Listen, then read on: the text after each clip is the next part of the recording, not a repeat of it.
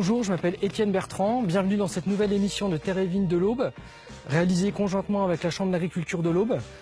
Aujourd'hui, nous allons vous faire découvrir la vallée de la Sarthe qui accueillera la Route du Champagne 2017.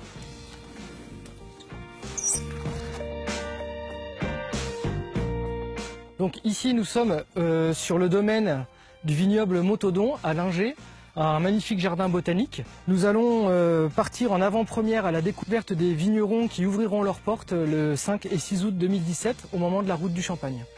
Il faut savoir que la Route du Champagne est organisée depuis 1995 par CAPC, avec cette année la confrérie Saint-Vincent de la vallée de la Sarthe en soutien. Et fait important, c'est la première fois que la vallée de la Sarthe s'anime au moment de la Route du Champagne. Au cours de cette émission, je vous propose de me suivre. Nous allons partir en 4x4 à la découverte des vignobles et des vignerons qui participent à la Route du Champagne. Donc la Route du Champagne, j'insiste, elle existe depuis 1995. Il faut savoir qu'à l'époque, l'objectif c'était de faire connaître la Côte des Bars. Aujourd'hui, on n'en est plus là, on a 30-40 000 personnes qui viennent du monde entier, parfois pour venir découvrir nos vignerons et nos vignobles. Il y a un enthousiasme fort et on a mis en place des choses qui n'avaient pas été faites jusqu'alors, comme par exemple de la vente en ligne. La vente en ligne, on se rend compte qu'on vend des billets aux États-Unis, on vend des billets en Norvège, en Finlande, et puis on a mis en place un système de décoration avec des jachères fleuries. Donc en fait, les villages, on passera de village en village avec des accotements fleuris en jachère. Ça fait maintenant 18 mois qu'on prépare cette fête et on sent la pression monter et on a envie d'y être, on a envie d'y être, c'est sûr. S'il y a beaucoup d'enthousiasme et beaucoup de nouveautés, le principe de la Route du Champagne reste le même. Vous achetez un passeport à 25 € à l'entrée de la fête avec une flûte de dégustation et le porte-flûte, avec l'éthylotest et avec un gobelet et surtout le passeport qui vous offre la possibilité de déguster 16 champagnes chez 16 vignerons différents. Et vous trouverez ces vignerons dans les 5 villages qui composent le secteur 2017. Ces 5 villages sont Balneau-sur-Laigne, Aviré-Lingé, Bagnes-la-Fosse, Bragelogne et Channes. Ces 5 villages sont en enfilade et situés à proximité les uns des autres. À chaque fois, c'est 3-4 km entre chaque village. Maintenant que je vous ai expliqué le principe, nous allons partir sur le terrain avec Gilles et son 4x4 pour rencontrer les vignerons. Voilà, c'est un Defender de 76, une très bonne année. Ah, c'est Doric.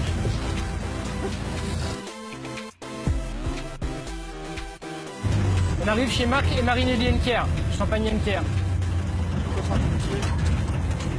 Ils proposent des chambres chez le vigneron.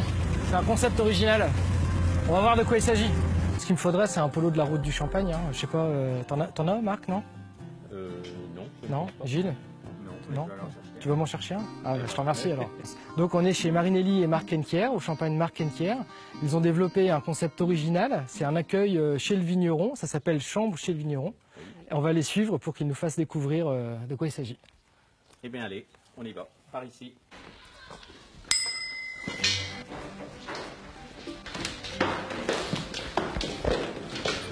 Donc c'est vraiment, vous êtes vraiment chez le vigneron. Dans quel état d'esprit vous avez développé ce concept avec Marc? Alors donc l'idée c'était quand même de faire découvrir nos valeurs et notre passion aux personnes que nous recevons, que ce soit dans cette chambre ou en camping-car.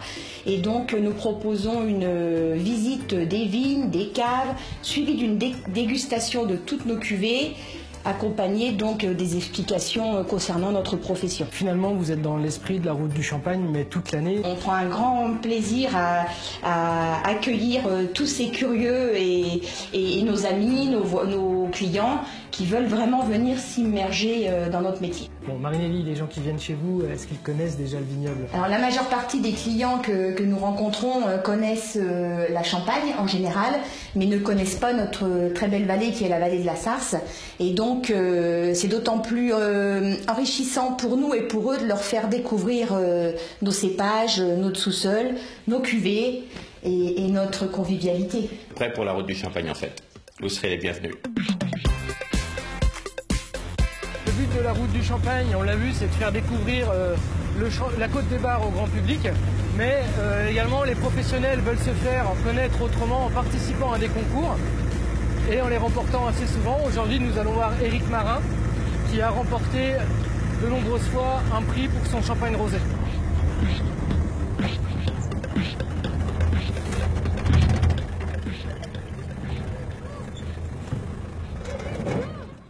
Quel accueil! Edmond est faible. Oh, vous êtes magnifique. Salut. Est-ce qu'on peut vous louer pour des événements? Vous préparez quelque chose, non? Hein. Vous préparez quelque chose? Il y a quelques invités le 5 et le 6 août, c'est mon Salut. anniversaire. C'est vrai? Vous faites une grosse fête alors? Eric et Sonia vont nous présenter leur nouveau caveau de dégustation. Ah, moi je parlerais bien de la façon originale dont vous avez monté votre projet. Donc on a fait un financement participatif pour créer l'intérieur du caveau en fait. Donc on remercie tous ceux qui nous ont aidés à créer ce bel intérieur. Eric, on est venu chez toi aujourd'hui notamment parce que tu es souvent primé dans des concours, Ouais. notamment sur le rosé. Encore cette année, il y a eu le mondial du rosé à Cannes qui vient de se dérouler et on a été pour la deuxième année consécutive primé d'une médaille d'or. C'est une méthode de vinification quand même un peu particulière qui me tient à cœur parce que j'ai fait mes études à Beaune en Bourgogne et on a pour habitude de faire du vin. Donc nous c'est un rosé d'assemblage, un assemblage de vin rouge et de vin blanc. Pinot noir 100% ou... 100% Pinot Noir, oui, oui, oui. Cette année, on l'a fait en 100%. Depuis 2012, depuis l'année qu'on a grêlé, qu'on n'avait pas de Chardonnay, en fait, on l'a passé en 100% Pinot Noir. Avec les assemblages, avec notre œnologue Philippe Narcy, on a trouvé certaines cuves de Pinot Noir qui s'adaptaient à notre rouge qui est très fruité et très léger. À titre personnel, t'en tires une fierté Oui, je pense que c'est déjà d'abord à titre personnel une satisfaction. Et puis après, c'est un petit peu de notoriété, quoi. Ça nous aide bien. Eric, l'appellation Champagne, c'est 5 départements, mais 3 départements principaux, notamment l'Aube. Est-ce que tu as remarqué dans les concours, dans les résultats de concours, que la Côte des Bars avait une bonne place dans ces résultats? Oui, on a tendance à voir que les vins de l'Aube ressortent quand même assez souvent, en particulier sur le concours des rosés des œnologues de France. En 2016, il y avait 9 médailles auboises sur 17 médailles. Donc on s'aperçoit quand même notamment les rosés, mais que les vins de l'Aube ressortent assez fréquemment dans les concours. Pour moi, c'est vraiment le meilleur indicateur de qualité des vins de Champagne. C'est les œnologues de France, donc qui invitent les œnologues du monde, parce que c'est mondial, et qui dégustent. Donc je pense qu'on peut s'en servir comme référence. Donc la dégustation parfaite, on mire, on hume et on déguste. Direction Valno-sur-Laigne.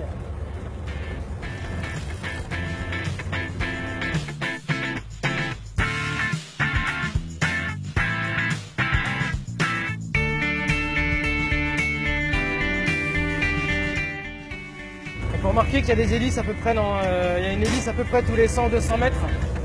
C'est en fait des moyens de lutte contre les gelées de printemps.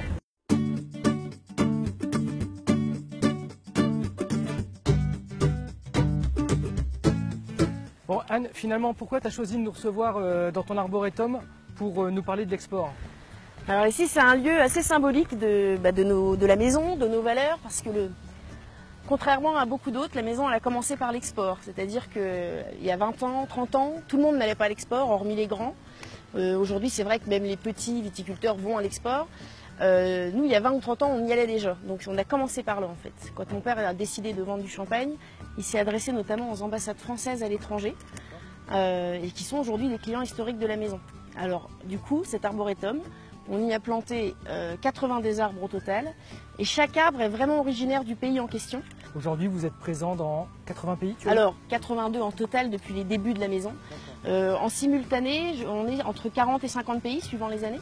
Un village comme Valno-sur-Laigne, de se dire que ton champagne est vu dans tous les pays du monde, qu'est-ce que ça te procure comme sentiment, quoi?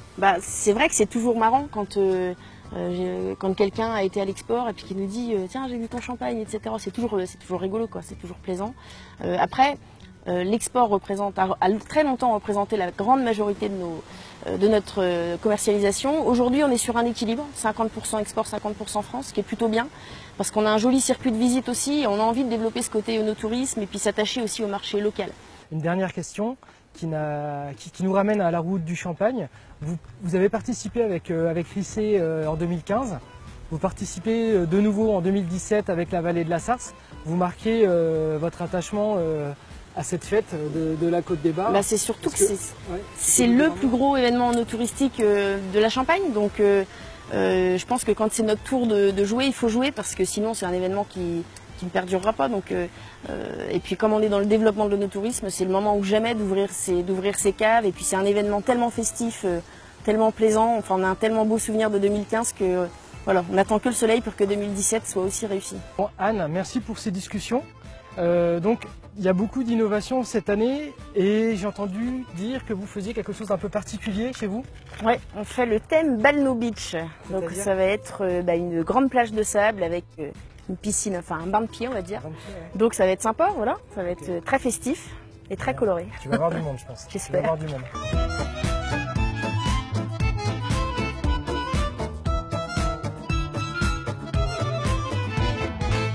Vous l'avez vu, on a rencontré des vignerons passionnés qui ont chacun des choses à vous faire découvrir les 5 et 6 août. Mais ici, on n'a pas oublié que la route du Champagne en fête, c'est avant tout une grande fête. Et pour ça, on a développé tout un tas de projets innovants. Il faut dire qu'on est pris par l'enthousiasme du débutant. Un des projets notamment innovants, c'est cette jachère fleurie que vous voyez. Elle sillonne le parcours, elle sillonne les villages. On a aussi développer un système de décoration suspendue. Autre projet innovant, on a mis en place dans chaque village un graffeur qui va réaliser une performance artistique en direct, c'est-à-dire devant le public et pendant 2 jours. Et on lui a proposé un thème qui est sans surprise le champagne et la fête. Alors vous pourrez aussi rencontrer au moment de la route du Champagne en fête, sur les 5 villages de la vallée, un char fleuri tracté, avec des décorations, avec des artistes de cirque sur ce char, et puis également avec des saltimbanques autour du char qui joueront de la musique et feront des scènes comme ça et qui joueront aussi un peu avec le public. Voilà, c'est un char qui s'inspire un petit peu des fêtes du Champagne, des vieilles fêtes du Champagne des années 60 et 70. Donc vous trouverez sur la route du Champagne de quoi vous restaurer dans toutes les caves. Quasiment toutes les caves organisent une soirée de gala le samedi soir et proposent également de la restauration le samedi midi et le dimanche midi. Sur internet, vous pouvez retrouver toutes les informations, les plans, toutes les animations, enfin le programme complet de la fête.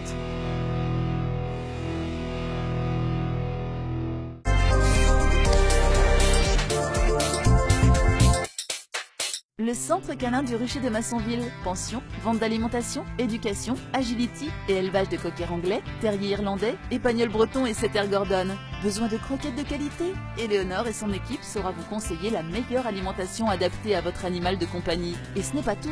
Pour toute commande de croquettes, à partir de 50 € et livré à domicile, bénéficiez d'une journée de pension offerte. Dépêchez-vous. Le centre canin du Rucher de Massonville, RN 77 à Sainte-Maure, 0325 73 17 46.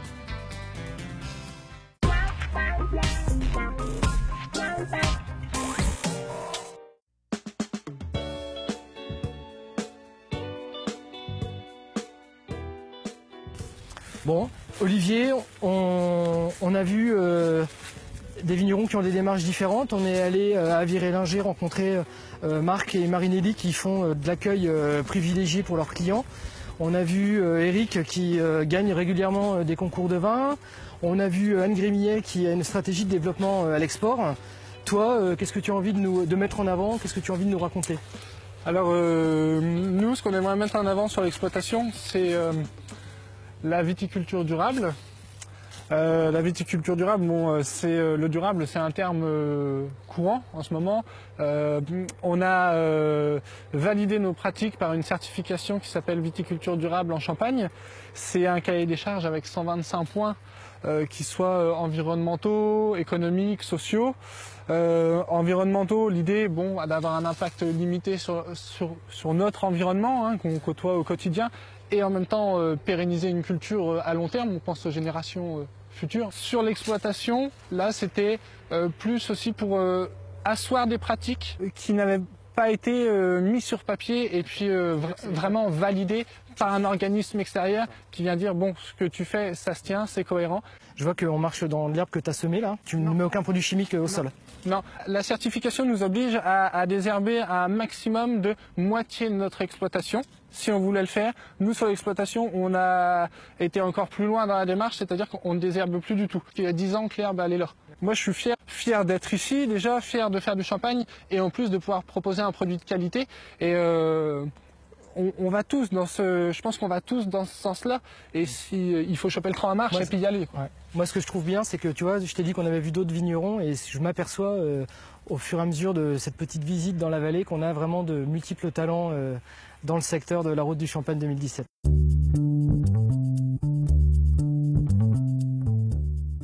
En venant chez Jean-Baptiste, j'ai choisi la couleur de mon chapeau pour être raccord avec lui. Je me doutais qu'il allait mettre un polo orange.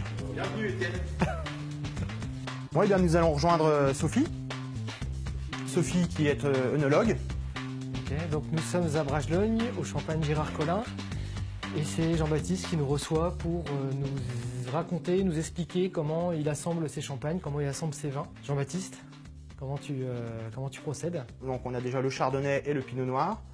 On a des terroirs différents, donc des finages, des villages différents, et aussi des années différentes en cuverie, c'est-à-dire des vins de l'année, de la vendange qui arrive, et des vins de réserve qui ont des années antérieures. Voilà.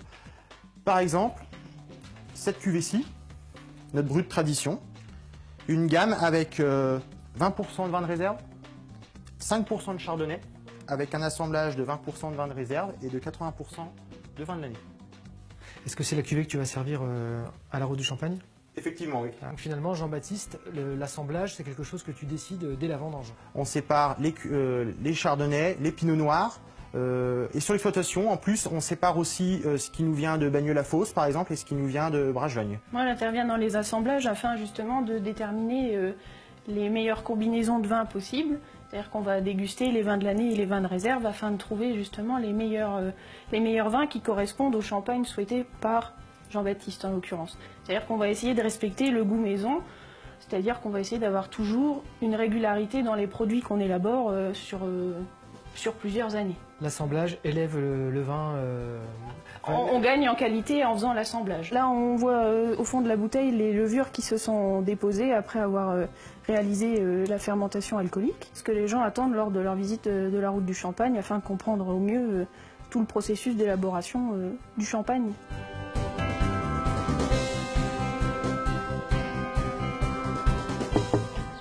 On cherche le vigneron, Bertrand. Il veut nous parler de son rosé. Bonjour. Le Bertrand, il doit être là-bas. Alors fais attention à la tête, hein. C'est une vieille cave. Oui. En fait, c'est ici que j'ai tout démarré avec mon père. C'est-à-dire?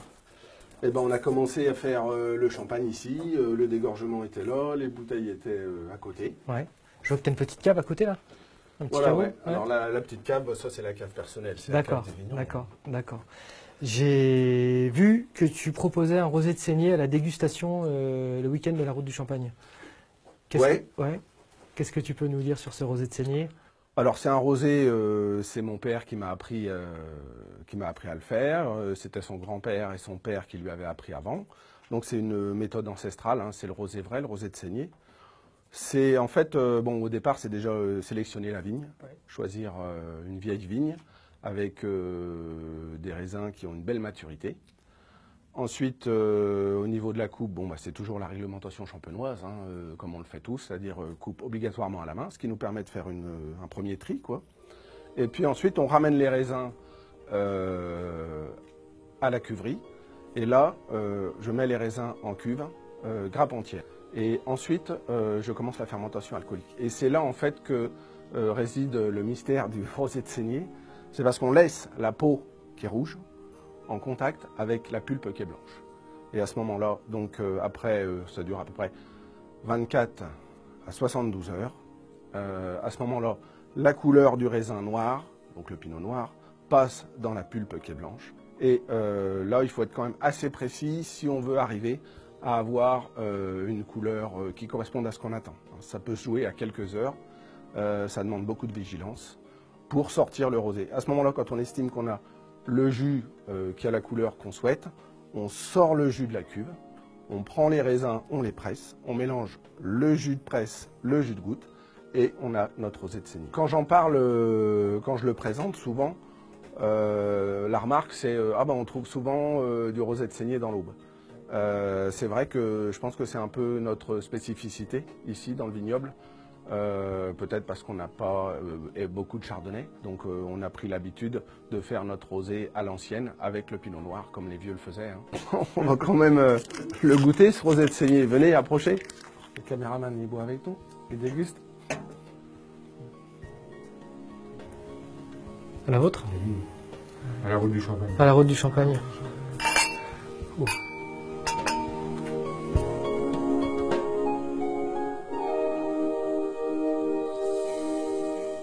On poursuit notre parcours sur la route du Champagne en fête 2017. Nous sommes maintenant à Bragelonne, au Champagne Camille Marcel, chez Adeline Bonnet qui va nous expliquer comment elle vinifie ses vins.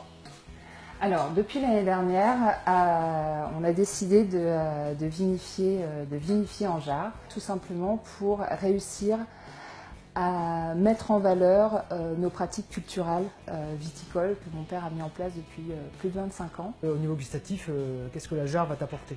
On va être sur des arômes beaucoup plus complexes tout de suite.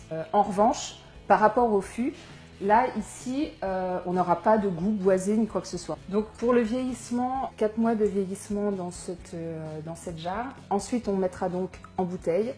Et puisque je vais faire un millésime, on fera vieillir cette cuvée au minimum 3 années en bouteille. Pinot noir et d'une seule contrée? Absolument. Uniquement que du pinot noir, issu de la côte des Volardés, de notre grande parcelle des Volardés. La côte des Volardés où on va aller tout à l'heure oui, pour une explication du terroir.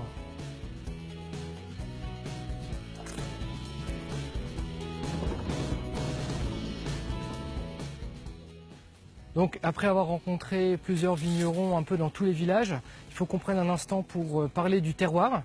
Donc nous rencontrons Bruno Duron et Pascal Bonnet. Bruno, est-ce que tu peux nous dire des choses sur le terroir justement de la Côte des Barres? Oui, beaucoup de choses même. Hein. On va peut-être même profiter, on est en haut d'une vigne de Pascal, et on a justement un petit talus qui est une ouverture sur le sous-sol. Hein. Et donc c'est ça qui va créer un terroir intéressant pour plusieurs aspects. Donc les cailloutis vont favoriser un bon réchauffement des sols. Donc une restitution au niveau du raisin au moment de la maturation. Et aussi, on voit très bien, il y a d'ailleurs des plantes qui sont là naturellement. Il y a les racines traversent très bien ces zones de cailloux, donc elles s'insèrent bien dans le sous-sol cambridgien en dessous. Hein. Donc le pinot noir ici va bénéficier justement par cet enracinement, par ce climat, ce terroir, de conditions particulières pour sa maturation, pour son développement au cours de l'année et sa maturation. Donc ça va nous donner des vins plutôt sur le fruit rouge notamment. Contrairement aux vins qui vont être sur la craie où on va avoir une structure assez différente. Peut-être plus de longueur sur les vins de la craie, mais moins d'expression aromatique que l'on peut trouver sur ces terroirs-là. Merci Bruno. Justement, donc Pascal, tu mets des pratiques de culture différentes selon tes vignes et selon les lieux-dits. Est-ce que tu peux nous en dire plus là-dessus? Oui, effectivement, au niveau de l'exploitation, on a 2 grandes natures de sol. Hein. On est sur les sols, ce que Bruno a présenté tout de suite. On est sur des sols également aussi très argileux. Et effectivement, les techniques sont différentes. On ne peut pas se permettre, par exemple, comme ici, où on a un sol qui est quand même relativement bien enherbé.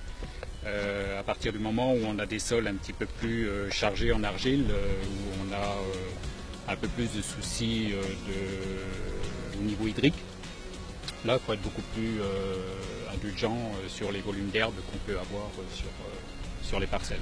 On a des raisins sains avec très peu de problèmes de pourriture, vu qu'on est sur des sols enherbés, peu enrichis en amendement, donc on a une stabilité à ce niveau-là. Comment tu sens les choses au niveau des vendanges qui approchent, qui vont être juste après la route du Champagne. Il est certain que cette année, on est quand même sur une année, je pense, de qualité, parce qu'on a eu une succession de pluies et de périodes sèches. Et ce qui fait qu'on a un niveau sanitaire qui est inexpéré. C'est très bon. Ouais. On est en avance sur le calendrier. Hein. On est en avance sur le calendrier. On aura des vendanges début septembre, probablement. Oui. Peut-être même fin août.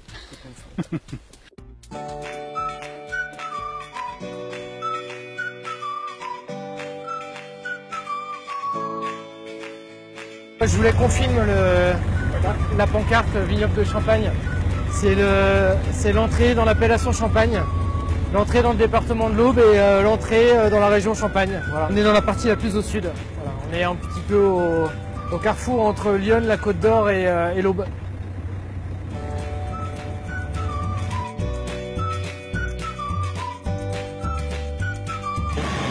on attend ça depuis 1 an. On arrive au bout. On va le faire.